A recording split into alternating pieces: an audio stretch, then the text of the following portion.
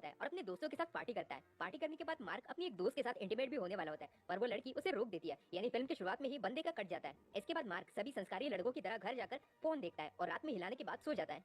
अगले दिन मार्क की मॉम उसे जगाती है और उसे बताती है कि उसके अंकल आज उन लोगों से मिलने आने वाले हैं।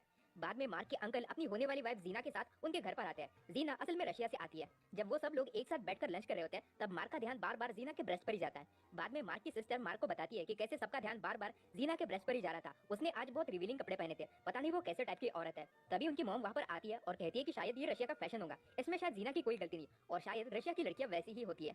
जीना की इसके पहले भी एक शादी हो चुकी होती है और उसकी पहली शादी से उसकी एक बेटी भी होती है, जिसे लाने के लिए जीना वापस रशिया जाती है। कुछ दिनों के बाद वो सब लोग जीना और उसकी बेटी को लेने के लिए एयरपोर्ट पर जाते हैं। वहाँ पर मार्क मिलता है जीना की बेटी नताशा से, जो 14 साल की होती है। कुछ दिनों के बाद मार्क के अंकल और जीना की शादी हो जाती है। तब मार्क बस नताशा को ही देखते रहता है। तब नताशा वहाँ पर बैठकर बोर हो जाती है। शादी के बाद सब लोग मार्क के घर में वापस जाते हैं। तब मार्क नताशा को अपना घर दिखाता है। मार्क उसे अपने रूम में लेकर जाता है। तब नताशा उससे पूछती है कि तुम अपने रूम में क्या क्या करते हो। मार्क उसे कहता है कि मैं तो बस यहाँ पर टीवी देखता हूँ और पढ़ाई करता हूँ।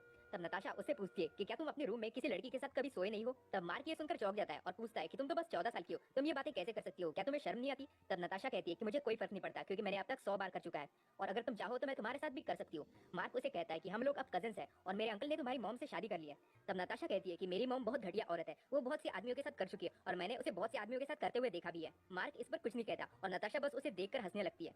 कुछ दिनों के बाद मार्क की मॉम उसे कहती है कि तुम्हें नताशा का ध्यान रखना होगा, वो इस देश में पहली बार आई है और यहीं पर अपनी पूरी जिंदगी बिताने वाली है। यहाँ पर उसका कोई दोस्त भी नहीं है, इसलिए तुम उसके साथ टाइम स्पेंड करो और वैसे भी वो तुम्हारी कजन है। अगले दिन मार्क नताशा के घर पर जाता है, जहाँ पर जीना उसे बैठने के लिए कहती है और उसके साथ बातें करती है और उसे बताती है कि नताशा बहुत अलग लड़की है, वो हमेशा अकेले रहती है, इसलिए अगर नताशा उसे गुस्सा हो जाए तो मार्क को बुरा नहीं मानना चाहिए। इसके बाद जीना नताशा को बुलाती है पर उनके बीच किसी बात का झगड़ा चल रहा होता है, इसलिए नताशा गुस्से में वहाँ से चली जाती है। तब मार्क भी उसके पीछे जाता है। बाहर में नताशा मार्क को बताती है कि वो अपनी मॉम की तरफ देखना भी नहीं चाहती, वो अपनी मॉम से बहुत नफरत करती है। उसकी मॉम ने उसे यहाँ पर लाकर उसकी लाइफ बर्बाद कर दी है। इसके बाद मार्क उसे अपने दोस्त रूफस के घर में लेकर जाता है और उससे मिलने के बाद नताशा बस उसी के बारे में पूछती रहती है। तब मार्क नताशा को बताता है कि रूफस अकेला रहता है क्योंकि उसके पेरेंट्स दूसरे देश में घूमने गए हैं। इसके बाद वो लोग एक साथ लंच करते हैं और म्यूजिक भी सुनते हैं। मार्क नताशा को उसके घर तक छोड़ देता है और नताशा उसे कहती है कि कल मैं तुम्हारे घर आऊंगी। फिर हम देखते हैं कि अगले दिन नताशा मार्क से मिलने पहुंच जाती है।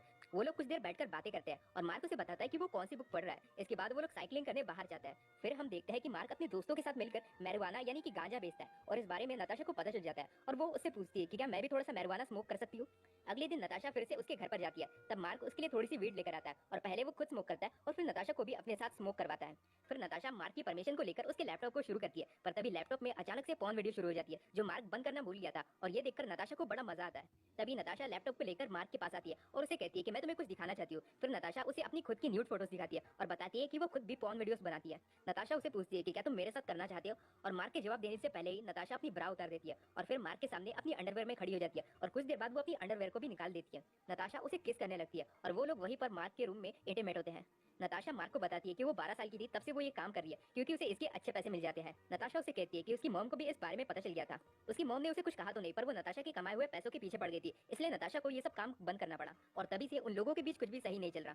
इसके बाद मार्क और नताशा एक दूसरे के साथ और भी ज्यादा टाइम स्पेंड करने लगते हैं, यहाँ तक कि वो दोनों एक दूसरे के साथ नहाते भी है और भी ज्यादा इंटीमेट होते हैं और मार्क उसे पसंद भी करने लगता है। मार्क उसे अपने दोस्तों के साथ पार्टी करने लेकर जाता है और उसे पूरा शहर भी घुमाता है। कुछ टाइम के बाद मार्क के अंकल और जीना बाहर में घूमने जाते हैं, इसलिए नताशा मार्क के घर में ही रुकी होती है। रात में नताशा उसे good night baby message send करती है और कुछ देर के बाद उसी के रूम में चली जाती है क्योंकि वो कहती है कि उसे नींद नहीं आ रही। नताशा और मार्क बाहर में घूमने जाते हैं। तब नताशा उसे कहती है कि मुझे तुम्हारे घर में रहना बहुत अच्छा लगता है, काश कि मैं यहाँ पर अपनी पूरी जिंदगी रह सकती। मार्क उसे कहता है कि तुम जब चाहो यहाँ पर रहने आ सकती हो। नताशा उसे बताती है कि उसकी मॉम मार्क के अंकल को धोखा दे रही है और अभी भी उसका नताशा के डैड के साथ अफेयर चल रहा है। नताशा कहती है कि मैंने तुम्हारे अंकल को सब कुछ बता दिया, पर फिर भी तुम्हारे अंकल ने मुझ पर भरोसा नहीं किया और मेरी मॉम की झूठी बातों में आकर मुझे झूठा समझने लगे।